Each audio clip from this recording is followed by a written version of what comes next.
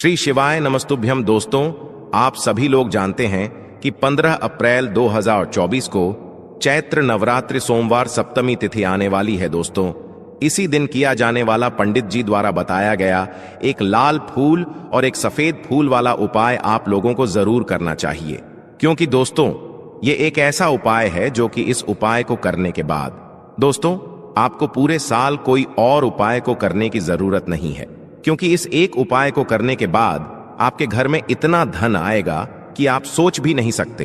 पर उपाय को आपको मन से करना पड़ेगा, या आपकी कोई अगर मनोकामना भी है धन से जुड़ी हुई, लक्ष्मी प्राप्ति से जुड़ी हुई, तो भी आप लोग यह उपाय एक बार इस एक लाल फूल और एक सफेद फूल वाला उपाय को जरूर करके देखें, क्योंकि यह उपाय सिर्फ इसी एक विशेष दिन पर किया जाना है। इसके अलावा और कभी नहीं किया जाना है। धन प्राप्ति के लिए सबसे बड़ा और सबसे नया यह उपाय पंडित जी ने अपनी अभी की सीहोर की कथा में ही बताया है। मैं जिस उपाय को आज हम आपको बहुत अच्छे से समझाने वाले हैं, इस वीडियो को देखने के बाद इस उपाय को समझने के लिए आपको कोई और वीडियो को देखने की जरूरत नहीं पड़ेगी। तो चलिए दोस्तों, उपाय को शुरू करते हैं। देखिए, यह दिन इतना खास होता है, इतना महत्वपूर्ण होता है। देखा गया है कभी कभी बड़े बड़े पूजा पाठ अनुष्ठान से जो मनोकामना पूर्ण नहीं होती है, वह चैत्र नवरात्रि का 5वां दिन एक छोटे से उपाय करने से ही आपकी मनोकामना पूर्ण हो जाती है। और बहुत सारे लोगों ने इस उपाय को किया भी है और उनको इस उपाय को करने का फल भी जरूर मिला है। अगर आप लोग भी इस उपाय को चैत्र नवरात्रि सप्तमी के दिन करना चाहते हैं, तो आप इस उपाय को पहले अच्छे से समझ लेना, सुन लेना, उसके बाद करना। आपको इस उपाय का फल जरूर मिलेगा। और इस उपाय को करने से आपके घर में चाहे किसी भी प्रकार की दुख और समस्या क्यों ना चल रही हो, आपको उसका कारण भी नहीं पता है कि भाई ये समस्या किस कारण से चल रही है। उसका कुछ भी कारण हो सकता है, जैसे पितृदोष हो सकता है, या किसी भी तरह का मंगल दोष भी हो सकता है, और भी बहुत तरह के दोष होते हैं, कुछ भी हो सकता है। पर आपको इस उपाय को करने के लिए अपने दोष को पता लगाने की भी जरूरत नहीं है। चैत्र नवरात्रि सप्तमी के दिन इस एक लाल फूल और एक सफेद फूल वाला उपाय को आप लोगों को कर लेना है। दोस्तों, अब हम समझते हैं इस वाले उपाय को हमें करना किस समय है। एक लाल फूल और एक सफेद फूल वाले उपाय को हमें चैत्र नवरात्रि सप्तमी के दिन करना किस समय। तो देखिए, इस उपाय को करने का जो समय है वो सुबह का समय है और शाम का समय भी है। अब देखिए, यहां पर हम मुख्य रूप से सुबह का समय नहीं बोलेंगे, क्योंकि देखिए सप्तमी प्रदोष व्रत है और आप सभी लोग जानते हैं प्रदोष व्रत के दिन का, प्रदोष काल का मतलब शाम का जो समय होता है ना, इस दिन भगवान शिव जी का सबसे प्रिय दिन होता है। तो आप लोग इस एक लाल फूल एक सफेद फूल वाले उपाय को सुबह के समय भी कर सकते हो और शाम के समय प्रदोष काल में भी कर सकते हो। सुबह के समय अगर कर रहे हो तो 10-11 बजे तक भी अगर उपाय करोगे तो भी आपको उपाय का फल मिलेगा। वहीं अगर शाम के समय कर रहे हो तो इस दिन जरूर शाम के समय का ध्यान रखना कि शाम के 6 बजे से लेकर 7 बजे के बीच में अगर आप इस उपाय को कर सकते हो तो बिल्कुल कर लेना, पूरी कोशिश करना। पर यह बात आपको समझ आ गई कि आप इस उपाय को सुबह और शाम दोनों समय कर सकते हो। मतलब करना आपको एक ही समय है, घर में से किसी एक ही बड़े व्यक्ति को करना है, पर एक ही बार इस उपाय को करना है, दोनों समय नहीं करना है। आपको जो समय अच्छा लगे आप उस समय पर इस वाले उपाय को कर सकते हैं। अब सबसे महत्वपूर्ण बात आती है कि इस उपाय को हमें करना किस लिए है। जैसा कि हमने अभी आपसे बोला कि इस उपाय को करने के बाद आपके जीवन में बहुत सारी खुशियां आएंगी, आपकी मनोकामनाएं पूर्ण होंगी, आपकी धन की समस्या दूर होगी, आपकी पैसों की समस्या दूर होगी। अब देखिए, अगर आप लोग सोच रहे हो कि भाई हमें घर बनाना है पर घर बनाने के लिए पैसा नहीं है, हमें गाड़ी लेना है पर गाड़ी लेने के लिए पैसा नहीं है, हमें जमीन लेना है पर जमीन लेने के लिए पैसों की कमी पड़ रही है, अगर ऐसी ही दिक्कत परेशानी या किसी भी तरह की धन से जुड़ी हुई समस्या या पैसों से जुड़ी हुई समस्या अगर आपके जीवन में चल रही है, तो निश्चित ही ये सप्तमी प्रदोष व्रत आपके जीवन में बहुत सारे फल लाकर दे सकता है। इसीलिए अगर आपके घर में बहुत ज्यादा दिक्कत, समस्या, परेशानी चल रही है, धन से जुड़ी हुई, पैसों से जुड़ी हुई धन की बहुत ज्यादा कमी आ रही है, पैसों की बिल्कुल आवक नहीं हो रही है, तो भाई आप लोगों को इस वाले उपाय को जरूर करना चाहिए। घर में से किसी एक भी बड़े व्यक्ति को अब इस उपाय में करना क्या है, वो सबसे पहले हम लोग जान लेते हैं। देखिए, उपाय की सामग्री हम लोग सबसे पहले जानते हैं कि इस उपाय में किस किस चीज की आवश्यकता पड़ेगी।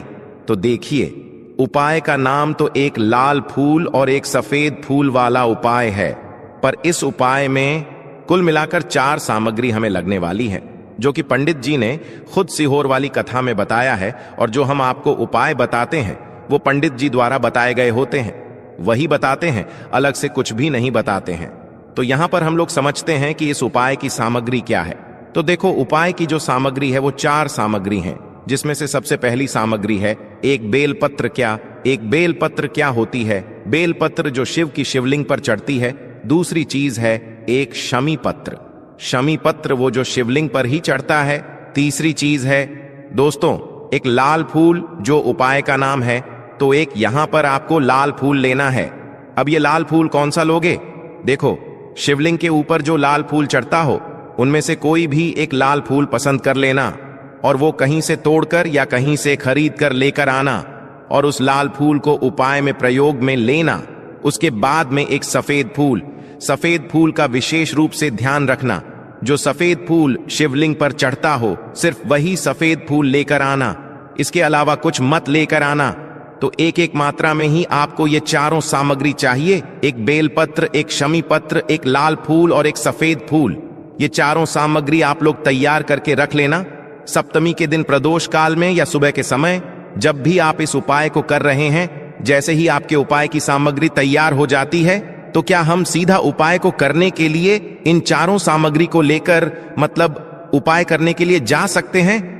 नहीं तो यहां पर आपको इस बात का ध्यान रखना है कि हम भगवान शिव जी को प्रसन्न करने के लिए तो जा रहे हैं, हम अपनी मनोकामना को पूर्ण करवाने के लिए तो जा रहे हैं, पर हमें यह दर्शा बिल्कुल भी नहीं है कि हम सिर्फ अपने फायदे के लिए भगवान शिव जी के मंदिर में आए हैं।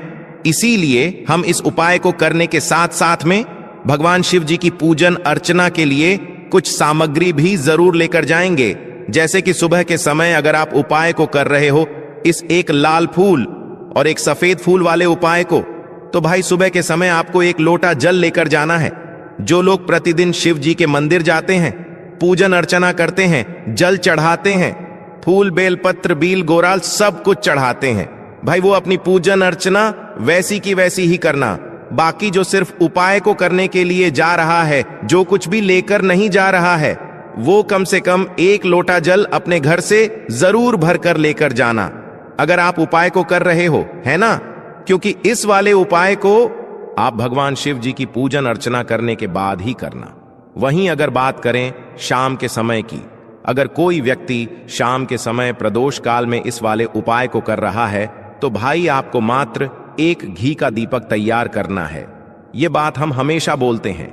शाम के समय प्रदोष काल में कोई कर रहे हो ना, तो दीपक का विशेष महत्व होता है। और प्रदोष व्रत के दिन का, प्रदोष काल में जो भी व्यक्ति दीपक जलाता है न भगवान शिव जी के मंदिर में, भाई उसके जीवन से सारी दुख और परेशानियां भी दूर होती हैं। तो भाई इस दिन दीपक का विशेष रूप से ध्यान रखना आप लोग, अगर आप इस उपाय को शाम के समय प्रदोष काल में कर रहे हो, है ना? ये जो दीपक आप लोग लोगे, ये आटे का लोगे। जो आटा आप गूंद दोगे उसके अंदर कुछ भी मत डालना, मात्र सादा आटा गूंद कर उसे तैयार कर लेना, और एक मीडियम साइज का दीपक तैयार कर लेना। वो दीपक ना ज्यादा छोटा हो ना ज्यादा बड़ा हो, है ना? उसके बाद में दीपक आपका तैयार हो जाए तो इसके अंदर जो बत्ती रखोगे वो गोल बत्ती रखोगे। देखो, गोल बत्ती भी 2 तरह की होगी, एक बाजार की और एक घर वाली। तो कोशिश करना अपने घर में जो रोई रखी हुई है उस रोई से आप लोग एक गोल बत्ती अपने ही हाथों से बनाओ। उपाय का फल अच्छा मिलता है। भगवान शिव जी जल्दी प्रसन्न होते हैं जब हम किसी भी उपाय को अपने हाथों से परिश्रम करके तैयार करते हैं। तो आपको उस दीपक के अंदर एक गोल बत्ती रख देनी है। इसके अंदर जो चीज आप लोग डालोगे वो डालोगे शुद्ध देसी गाय का घी। इस बात का विशेष रूप से ध्यान रखना, शुद्ध देसी गाय का घी ही डालना है। तेल वगैरह आज के दिन तो मतलब इस दिन मत डालना, सप्तमी प्रदोष व्रत के दिन, क्योंकि भगवान शिव जी का सबसे प्रिय दिन और प्रिय समय पर हम लोग इस वाले उपाय को कर रहे हैं। तो थोड़ा सा शुद्ध देसी का घी इतना डालना कि वो दीपक कुछ समय तक चल सके। ना बाजार वाला मिलावटी घी डालना, ना भैंस का घी डालना, शुद्ध देसी गाय का घी। आपको ढूंढने में थोड़ी मतलब मेहनत लगेगी और महंगा भी मिलेगा, पर इसी मतलब घी से भगवान शिव जी प्रसन्न होते हैं और उसी शुद्ध देशिका की घी से घर में बरकत भी बनी रहती है और हमारे घर में सुख शांति भी बनी रहती है। इसलिए इस शुद्ध देशिका की घी को अपने घर में हमेशा रखा करो। वो भगवान शिव जी के कार्यों में भी उपयोग में आता है और उपायों में भी हम लोग प्रयोग कर सकते हैं। तो यहाँ पर आपकी सारी तैयारियां हो चुकी हैं। उपाय को करते समय शुद्धता का विशेष रूप से ध्यान रखिएगा। सुबह कर रहे हो तो भाई सुबह तो आपको स्नान करना ही करना है, बाकी शाम को कर रहे हो तो शाम को मात्र हाथ मुंह धोकर भी आप लोग इस वाले उपाय को कर सकते हो। कोई दिक्कत वाली बात नहीं है भाई। उपाय की पूरी सामग्री तैयार करके और पूजन सामग्री लेकर आपको भगवान शिव जी के मंदिर पहुंचना है, जो आपके घर के पास में हो, जहां पर शिवलिंग विराजित हो, शिवालय हो, वहां पर आप लोगों को पहुंचना है। और जैसे ही आप भगवान शिव जी के मंदिर में पहुंचते हो, जाकर ही उपाय शुरू नहीं करना है। पहले आपको भगवान शिव जी की पूजन अर्चना करना है। पूजन अर्चना कैसे करोगे? सुबह के समय गए हो तो 1 लोटा जल वगैरह जो भी पूजन सामग्री लेकर गए हो, उससे पहले पूजन सामग्री आप लोग मतलब पूजन भगवान शिव जी की कर लो। जो व्यक्ति सिर्फ 1 लोटा जल लेकर गए हैं, वो शिव जी की शिवलिंग पर मात्र 1 लोटा जल एक धारा से धीरे धीरे करके चढ़ा लो, है ना। अपनी पूजन अर्चना आप लोग जो है पूरी कर लो पहले। उसी के बाद अगर आप शाम के समय सुबह को कर रहे हो तो जाते से यह सफाई को नहीं करना है, पहले जाकर बैठना है। भगवान शिव जी के शिवलिंग के पास में आप जो दीपक तैयार करके लेकर आए हो, उस दीपक को पहले जलाना है। ये जो दीपक आप लोग जलाओगे ना, ये किसी और की माचिस से मत जलाना, अपनी ही माचिस अपने ही घर से लेकर आना और इस दीपक को अपने ही माच से चलाना। अगर आपने मंदिर की माचिस या किसी और की माचिस ले ली, इस उपाय को करने में इस उपाय का फल उस व्यक्ति को भी थोड़ा बहुत मिल जाएगा। इस बात का ध्यान रखना। इसलिए अपने घर से अपनी ही माचिस लेकर जाना और इस दीपक को जलाना। दीपक को जलाने के बाद भगवान शिव जी की शिवलिंग के पास में रख देना। शिवलिंग के इतना पास में मत रखना कि भगवान शिव जी को आंच लगे, थोड़ी सी दूरी बनाकर ही जो है इस दीपक को शिवलिंग के पास में आप लोग रख दीजिएगा, है ना। अब जैसे ही आपकी पूजन अर्चना हो जाती है, भगवान शिव जी के शिवलिंग के सामने या आसपास कहीं पर भी बैठ जाइए उपाय को करने के लिए। और उपाय को करने से पहले आप लोग अपनी वह चारों पूजन सामग्री निकाल लीजिए। उपाय की जो सामग्री है वो निकाल लीजिए और भगवान शिव जी के शिवलिंग के ऊपर एक माता अशोक सुंदर जी का स्थान देख लीजिए। माता अशोक सुंदर जी का जो स्थान होता है वो जलाधारी के ऊपर होता है, जलाधारी के बिल्कुल बीचों बीच में होता है। आप लोगों ने देखा भी होगा शिवलिंग की जलाधारी होती है, जलाधारी के बिल्कुल बीचों बीच का जो स्थान होगा वो माता अशोक सुंदर जी का स्थान होगा, क्योंकि यहीं पर हमें ये जो है उपाय को करना है। सबसे पहली चीज, अब हम उपाय को करना शुरू करते हैं। आप सबसे पहले अपनी एक बेलपत्र उठा लो। एक बेलपत्र को आपको माता अशोक सुंदर जी वाले स्थान पर सबसे पहले समर्पित करना है। बेलपत्र की डंडी का मुख होगा जलाधारी की तरफ, जहां से जल बहता है और नीचे गिरता है, और बीच वाली बड़ी पत्ती का मुख मतलब शिवलिंग की तरफ होगा। इस तरीके से आपको इस बेलपत्र को माता अशुचंद्र जी वाले स्थान पर समर्पित कर देना है। उसके बाद में अपनी एक कमी पत्र उठा लो जो आप उपाय के लिए लेकर आए हुए हो। एक कमी पत्र को उठाकर कमी पत्र की भी जो डंडी का भाग होगा वो जलाधारी की तरफ करके, जहां से जल बहता है नीचे गिरता है उस तरफ करके, और पत्ती वाला भाग शिवलिंग की तरफ करके इस शमी पत्र को भी उस बेल पत्र के ऊपर आपको समर्पित कर देना है। समर्पित करने के बाद अब आप ले लो अपना एक लाल फूल जो आप उपाय को करने के लिए लेकर आए हुए हो। इस लाल फूल का जो खिला हुआ भाग होगा, चाहे वो गुलाब का फूल हो, चाहे कोई सा फूल जो शिवलिंग पर चढ़ता हो, भाई उस फूल का जो खिला हुआ भाग होगा वो शिवलिंग की तरफ होगा। बाकी जो पीछे का भाग होगा फूल का वो जलाधारी की तरफ, जहां से जल बहता है नीचे गिरता है उस तरफ होगा। और आखिरी में आपका जो एक सफेद फूल बचा हुआ है ना, इस सफेद फूल को भी आपको लेना है और सफेद फूल का जो खिला हुआ भाग होगा वो शिवलिंग की तरफ होगा, जहां पर शिवलिंग रखा हुआ है उस तरफ होगा, और डंडी का भाग जलाधारी के पीछे की तरफ हो जाएगा। मतलब जो जहां से जल बहता है और नीचे गिरता है, जब आप लोग एक बेलपत्र, एक शमी पत्र और एक लाल फूल, एक सफेद फूल चढ़ा रहे हो, तो उस समय आप लोगों को कांता भगवान या कांता चक्र का नाम लेते हुए ही जो है इस उपाय को करना है, और भगवान शिव जी और नारायण जी का स्मरण करते हुए ही जो है इस उपाय को आपको करना है।